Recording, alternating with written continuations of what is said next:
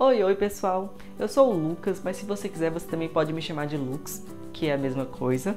Não é, mas pra mim é. Nesse vídeo a gente vai resolver 5 questões de provas de psicologia, de concursos, né, da banca FGV, sendo bem objetivo. Eu vou tentar ser o mais breve, mais objetivo possível nesse vídeo, porque o intuito é realmente de estudo, é um intuito didático mesmo, sabe? De utilizar esses vídeos, inclusive eu mesmo vou utilizar, como uma forma de estudo. Vocês vão perceber também que ao final, depois do gabarito e tudo mais, sempre vai ter um comentário, né? Eu sempre gosto de colocar comentários explicando ali, unindo a prática, né, que é fazer questões, com a teoria, né? Então a teoria vai estar nos comentários mesmo que a gente vai fazer sobre cada questão. Vamos lá, FGV, TJ Mato Grosso do Sul, 2024. Compreendida como força motriz do tratamento psicanalítico, a transferência corresponde à demanda de amor que o paciente dirige ao seu analista, cujo lugar passa a ser, segundo Lacan, o de: letra A, pai totêmico; letra B, sujeito disposto a saber; C, mãe suficientemente boa; D, ego prazer, desprazer; e letra E, posição esquizoparanoide. Se você quiser resolver sozinho, esse é o momento, você pode pausar o vídeo aqui e tentar resolver sozinho.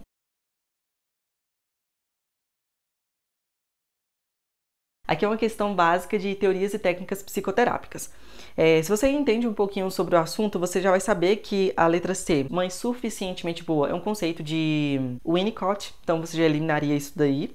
A letra E, posição esquizoparanoide, é da Melanie Klein, então já não tem nada a ver com Lacan, né? São outros teóricos, outras áreas. Então, o gabarito é a letra B, sujeito do suposto saber. Isso porque no processo psicanalítico, de acordo com Lacan, né, de acordo com a visão de Lacan, e não só de Lacan também, das teorias psicanalíticas, nesse processo de análise, né, o sujeito ele vai na transferência deslocar sentimentos, conteúdos inconscientes para esse analista, né? Às vezes conteúdos até ligados a figuras primárias, figuras importantes, como os pais, né? Ou figuras de autoridade. Esse analista, então, carregado desse conteúdo inconsciente, ele passa a ser visto pelo paciente como esse sujeito do suposto saber, sabe? É tipo quando você é criança, você olha para o seu pai e para sua mãe e você pensa assim, cara, eles sabem de tudo, né? Então, sua mãe, sua referência é para tudo, né?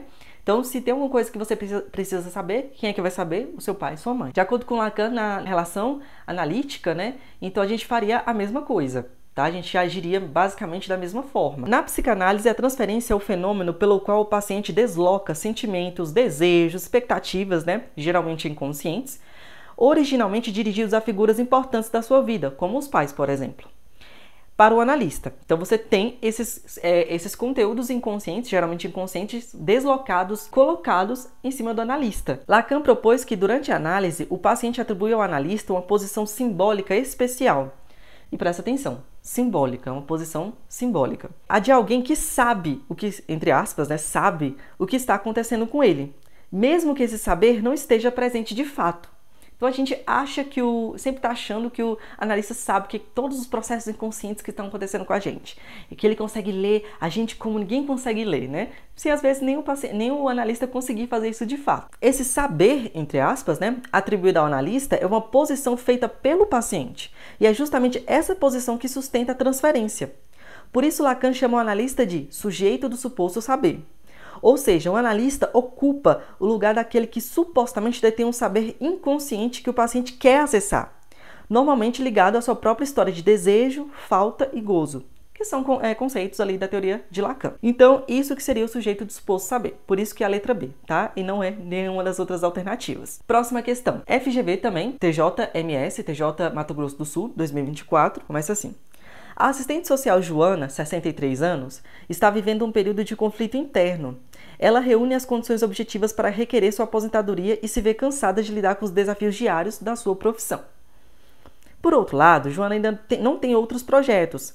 Lamenta a possibilidade de perder a convivência com os amigos de trabalho de tantos anos e teme acabar se tornando a principal cuidadora de sua mãe idosa de 90 anos. Joana buscou uma psicoterapia breve para ajudá-la nesse processo de decisão. No que se refere a essa modalidade de psicoterapia, que psicoterapia? Psicoterapia breve.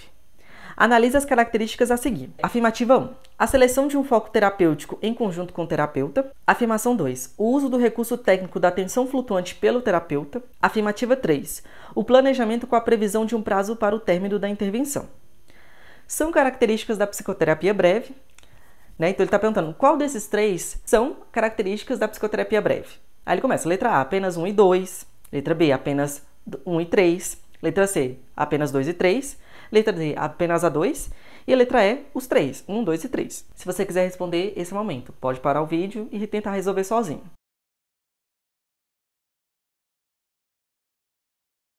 Bem, o gabarito é a letra B, apenas a 1 e a 3.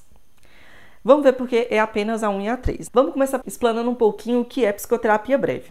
A psicoterapia breve é uma abordagem terapêutica focada, direcionada e de curta duração, voltada para uma demanda específica do paciente. É muito utilizada quando você tem um conflito atual ou um momento de decisão, como é o caso de Joana.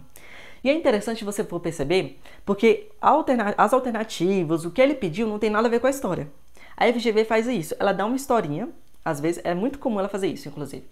Ela te dá uma historinha, aí te pergunta algo que nada tem a ver com a história, porque a história aqui seria totalmente descartável. Eu poderia só te perguntar, te dar as 3 afirmativas e dizer qual delas 3 faz parte da psicoterapia breve, se encaixa na psicoterapia breve, né? Então, a história nada aqui tem a ver, apenas uma perda de tempo, eu considero. Enfim, mas FGV faz isso, é normal, isso aí não tá muito distante do que ela costuma fazer. Então, isso é a psicoterapia breve. A psicoterapia breve, a gente tem que lembrar muito da questão de ter um foco muito limitado, né? Você tem uma questão central, um foco limitado, diferente de uma psicoterapia geral, que você não, os focos eles podem ser múltiplos, né? Vão surgindo demandas, vão surgindo queixas, né? Aqui não. Que você vai desde o início focar em algo, né? Ter uma demanda central que vai ser trabalhado, tá? E por isso que ela é direcionada, porque ela tem esse foco central. Afirmativa 1. A seleção de um foco terapêutico em conjunto com o terapeuta.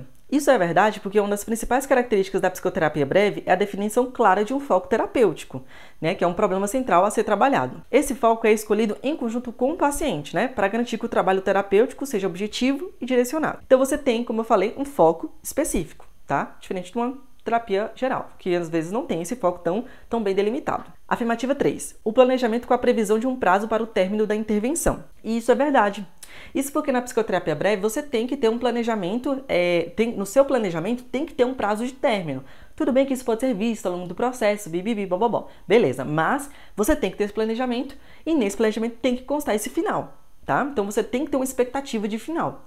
E às vezes que uma psicoterapia geral você não vai ter essa expectativa tão delimitada. Na psicoterapia breve, ela tem que estar delimitada, tá? Esse fim tem que estar delimitado. A psicoterapia breve tem um tempo delimitado, com um número estimado de sessões que pode ser fixo ou flexível, mas sempre previsto. Esse prazo ajuda o paciente a se engajar com a resolução do conflito em um tempo específico. Por que não a afirmativa 2? O uso do recurso técnico da atenção flutuante pelo terapeuta. Por que não essa afirmativa? A atenção flutuante é um conceito básico lá da psicanálise tradicional, né, em que o analista escuta sem focar em nada específico. Ele vai se manter aberto ao inconsciente do paciente. Na psicoterapia breve, o terapeuta não usa a atenção flutuante como técnica principal, porque o trabalho é focado e direto. A escuta ela é mais ativa e orientada ao problema específico. Então, por isso que nesse contexto não faz muito sentido a gente falar em atenção flutuante. Fora que a questão não fala aqui em nenhum momento que isso aqui, a psicoterapia breve, tem uma dinâmica psicanalítica, né? Que ela não tem uma abordagem psicanalítica. Como ela não diz que tem uma abordagem psicanalítica, não faz sentido eu colocar uma técnica da psicanálise na psicoterapia breve, que é uma psicoterapia breve, nesse caso, geral, né? Não especifica qual é a abordagem dessa psicoterapia breve. Então, também a gente poderia pensar por esse ângulo que a FGV considerou errado. Por isso que é somente a 1 e a 3. A próxima questão começa assim. O uso diagnóstico da clínica psicanalítica deve preferencialmente acentuar a diferença entre sintomas e traços estruturais.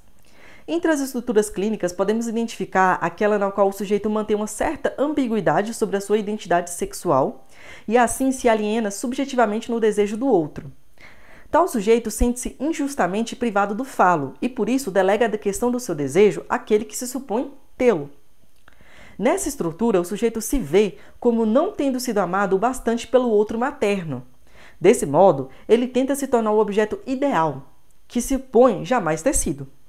Embora a insatisfação seja a marca decisiva da relação desse sujeito com o outro. Trata-se da estrutura. Letra A, obsessiva. Letra B, histérica. Letra C, psicótica. Letra D, perversa. Novamente, outra questão de teorias e técnicas psicoterápicas, especificamente na psicanálise, né? Então, cobrou aí conteúdo sobre a psicanálise. Se você quiser responder, esse é o momento. Você pode pausar o vídeo e tentar responder sozinho.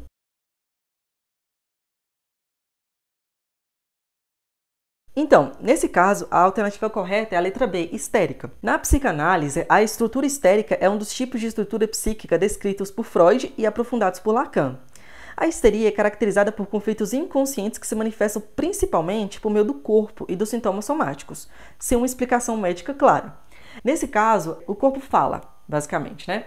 Então é quando a pessoa ela tem um conflito ali gerando uma tensão e não há essa descarga, não há esse alívio dessa tensão. Então o conflito ele passa a ser somatizado, ou seja, isso começa a ser passado para o corpo. Os sintomas passam a ser físicos no corpo. E aí você não tem uma explicação médica, orgânica, clara, né, que causa isso, né? É o que a gente diria no senso comum de é uma questão psicológica, né? Então, ou seja, é um conflito, de acordo com a psicanálise, né, que está ali gerando essa tensão, né, que vai ser manifestada no corpo. E a histeria é muito marcada por isso, né? Para quem estudou um pouquinho da história da psicanálise, vai lembrar quando Freud fazia o tratamento de pessoas histéricas, né? Principalmente mulheres, né? Ele começou a perceber isso. Na perspectiva freudiana, a histeria envolve a repressão de desejos sexuais inconscientes. Então, primeiro, repressão, tá? Então você reprime desejos. E não é qualquer desejo, são os desejos sexuais inconscientes, ou seja, desejos sexuais que nem a pessoa consegue perceber conscientemente que ela tem, né? E o sintoma histérico é uma forma de esses desejos reprimidos se expressarem. É quando esse desejo consegue, de alguma forma, se realizar. Os histéricos tendem a experimentar uma divisão entre o corpo e o desejo, resultando em sintomas físicos que simbolizam os conflitos psíquicos. Então, os sintomas físicos são essa mensagem desse conflito. O conteúdo desse sintoma há esse conflito. A gente vai conseguir ler esse conflito. Já em Lacan, a estrutura histérica é vista como uma posição subjetiva em relação ao desejo do outro. A pessoa histérica se posiciona como objeto de desejo do outro. A pessoa se posiciona enquanto um objeto de desejo do outro. Eu quero que o outro me deseje. Sempre buscando saber o que o outro quer e nunca se satisfazendo totalmente. Por quê? Porque eu estou muito interessado em satisfazer o outro, saber o que ele quer e ser o que ele quer. E não saber o que eu quero e satisfazer os meus próprios desejos. Então, por isso que é essa insatisfação constante. Isso gera uma constante insatisfação e questionamento sobre a própria identidade e desejo. Além disso, o histérico tem uma relação ambivalente com a autoridade e com as figuras de poder. Por quê? Porque ao mesmo tempo que o histérico ele desafia as figuras de poder, as autoridades, ele também, ao mesmo tempo, ele vai precisar delas para definir o próprio desejo. Eu vou precisar dela para estabelecer o meu desejo. Se essa figura de autoridade que ao mesmo tempo eu desafio, eu também necessito dela para definir o meu desejo. A próxima questão é também do mesmo órgão, né, e do mesmo ano, 2024, e ela começa assim. A abordagem centrada na pessoa de Carl Rogers tem como foco: letra A, integrar o inconsciente coletivo através do processo de individuação. Letra B, facilitar a tendência autoatualizante do paciente, que é a tendência inerente ao crescimento e à realização. Letra C, superar obstáculos ao desenvolvimento emocional pela representação dramática. E letra D, fazer a análise dos sonhos e acessar o material reprimido da consciência. Se você quiser resolver sozinho, você pode pausar aqui e tentar resolver, ok?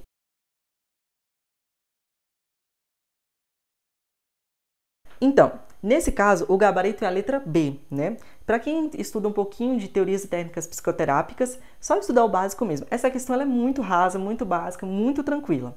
Para quem estudou um pouquinho das teorias e técnicas psicoterápicas, vai sacar que a letra A é sobre Jung, não tem nada a ver com Rogers. A letra C tem a ver com Moreno, Jacob Levy Moreno, né, que é do psicodrama. A letra D, você vai perceber que é um teor psicanalítico, tá? Então, a letra B, por eliminação, fica aí, né? A letra B fica como correta, a letra B até por eliminação, tá? Mas, de fato, Carl Rogers, na abordagem centrada na pessoa, tem como foco facilitar a tendência autoatualizante do paciente. Carl Rogers acreditava que todo ser humano possui uma tendência inata à autoatualização ou autorrealização. Ou seja, você tem um impulso natural para crescer, um impulso que já está em você, já vem em você, é inato. Outro ponto também é de se desenvolver plenamente. Ou seja, a gente já tem, na gente mesmo, é inato uma tendência de estar sempre buscando se desenvolver, né, plenamente, ter um desenvolvimento pleno. Próximo, buscar a realização do seu potencial. Também é natural na gente, de acordo com Rogers, uma busca ali natural, inata, de tentar realizar esse potencial, de tentar realizar, de tentar atingir o nosso potencial, sabe? De trabalhar esse potencial. E essa tendência autoatualizante, né, que são esses 3 pontos que a gente acabou de falar, é o centro da teoria rogeriana. É claro que os conceitos, enfim, toda a teoria de Rogers é bem mais ampla do que isso, mas eu não vou me aprofundar porque nem a questão foi muito profunda.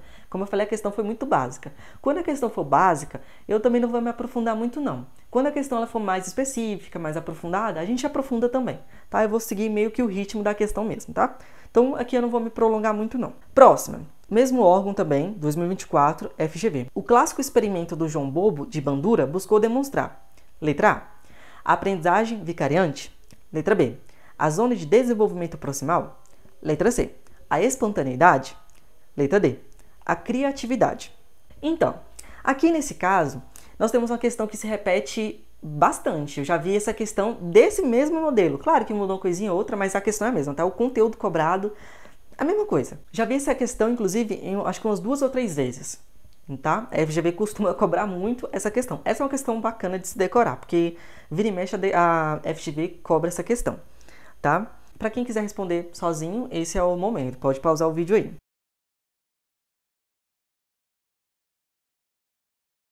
Nessa questão, o gabarito é a letra A, a aprendizagem vicária ou aprendizagem vicariante, tá? Uma coisa ou outra é a mesma coisa, tá? No experimento, né? Que experimento é esse? A questão fala do clássico experimento de Bandura, né?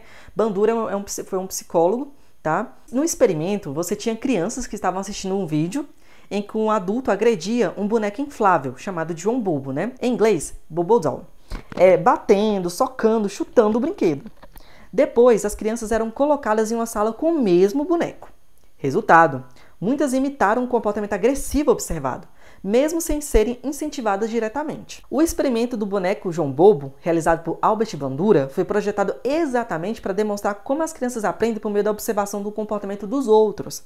Processo que Bandura chamou de aprendizagem vicária, ou aprendizagem vicariante, né, ou modelagem. Então, esse foi o experimento, tá? As crianças assistiam um vídeo que tinha um adulto agredindo o boneco inflável. As crianças eram colocadas com o boneco inflável, o que elas faziam? Agrediam também. Através desse experimento, foi observado que as crianças elas aprendem com modelos, né? Elas veem, observam e imitam. Veem, observam e imitam, tá? É isso que Bandura estudou. O que Bandura concluiu? Que a aprendizagem ela pode ocorrer sem reforço direto. A pessoa não precisa estar sobre contingências, né? Inclusive, isso já foi até cobrado em outra questão do CESP, da Banca Sebrasp. Que a criança não só a criança, né? O ser humano ele não aprende somente com contingências, ele pode aprender também por modelos, né? Você observa. É aquele clássico momento que você está na situação que você não está entendendo nada. Aí você olha assim e você começa a perceber o que as pessoas estão fazendo, que você vai fazer igual. Sabe? Tipo metrô. Eu não sei onde é que vai, para onde é que vai, como é que faz. Então vou observar para onde é que as pessoas estão indo, o que elas estão fazendo, que eu vou fazer igual. Isso que é a aprendizagem vicária. Você sem perceber, acabou de agir com a aprendizagem vicária. Outro ponto. As crianças aprendem observando modelos, especialmente se esses modelos parecem ser recompensados ou admirados. Então, se a criança vir que tem um modelo ali, tem alguém fazendo algo e está sendo recompensada por aquilo, o que ela vai fazer? Ela vai fazer igual. Essa forma de aprendizagem é chamada de aprendizagem vicariante, porque se aprende pela experiência do outro. Vicariante significa em lugar de outro, em lugar do outro. No mais é isso, acabaram as 5 questões. Espero que tenha sido de ajuda para você. Espero fazer mais vídeos como esse, que eu inclusive vou utilizar também como método de estudo, como uma fonte de estudo, porque eu gosto muito disso, né, de videoaula e tudo mais. Eu acho bem mais dinâmico e interessante do que, sei lá, ficar lendo, né? Então, é algo que eu percebi que funciona pra mim e eu sei que funciona para outras pessoas também. Eu sei que vai me ajudar, espero que ajude você também. Se você gostou, você pode clicar aqui em gostei, isso ajuda bastante. Inclusive, quando vier novos vídeos, provavelmente o vídeo vai ser recomendado para você. Você pode comentar também, comentar o que você achou, dúvidas, se quiser complementar algo ou até retificar, corrigir algo que eu disse aqui também. Estamos abertos aí a correções, sugestões também. E você também pode compartilhar, né, para outros psicólogos que estão aí nessa jornada de concursos, né? No mais é isso.